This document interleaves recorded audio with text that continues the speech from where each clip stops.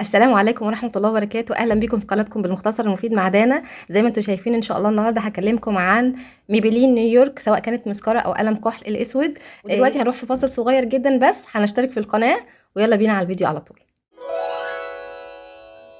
طيب مبدئيا كده قبل ما اشتري اي منتج اكيد هحطه في عينيا وفي رموشي، لازم اتاكد ان هو منتج اصلي. بتعرفي ازاي هو اصلي؟ طبعا التقليد، النسخات الكوبي بصراحه مليانه مغرقه الدنيا واسعارها متفاوته. بتجيبيها منين؟ طبعا بتجيبيها من الصيدليات الكبيره، بتجيبيها من مكان موثوق اونلاين. تتاكدي ان هو اصلي ازاي؟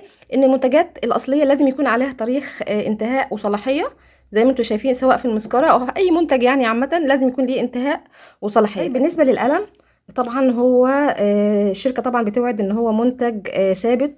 هو بيلف كده وبيطلع، بس هو في الطبيعي بتاعه ان هو بيكون السواد بتاعه جميل جدا وبيبقى كريمي كمان يعني.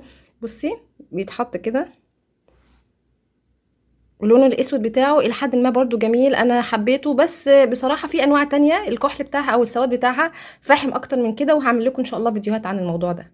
مكتوب ان هو طبعا 12 ساعة بيبقى ثبات يعني، بس حابه اقول لكم لا، مش للدرجه دي يعني. حتى المنتج الاصلي مش ثابت لمده 12 ساعه، او نقدر نقول على حسب الظروف اللي انت فيها. يعني في الجو الحر الشديد جدا، لو انت بشرتك او عينيكي من النوع اللي هي بتدمع دايما هيضايقك برضو. فطبعا انت حل المشكله دي ان انت بتحطي طبقه من البودر تحت عينيكي، سواء بودر اطفال او بودر الميك اب زي ما انت بتحطيها بقى، فده بيساعد كتير. نيجي بقى للمسكره. بصراحه المسكره هي اللي عجبتني اكتر حتى من القلم نفسه، يعني السواد بتاعها جميل جدا. طبعا يطلع عنها ان هي بتعمل لك زي كانك حاطه رموش صناعيه، هي فعلا بتعمل كده. لكن انت لو بتحطي طبقه واحده بس بتبقى حلوه قوي، كيوت كده للايه استخدام العادي اليومي. لكن عايزه تعملي منها طبقه كانها طبقه رموش، تقدري انت تحطي طبعا طبقه وتستني لغايه لما تجف خالص تبتدي تحطي طبقه تانية. لازم يكون برضو الكحل بتاعك، او قصدي عفوا المسكره بتاعتك تكون سايحه، يعني ما تكونش مثلا ابتدت تبقى قديمه وجافه، لان هيبقى شكلها مكلكع كده في الرموش، مش هتبقى ظريفه خالص. حابه اقول لكم طبعا ان المنتجين دول ووتر بروف، وبرده زي ما قلت لكم استعمالهم في الصيف غير استعمالهم في الشتاء.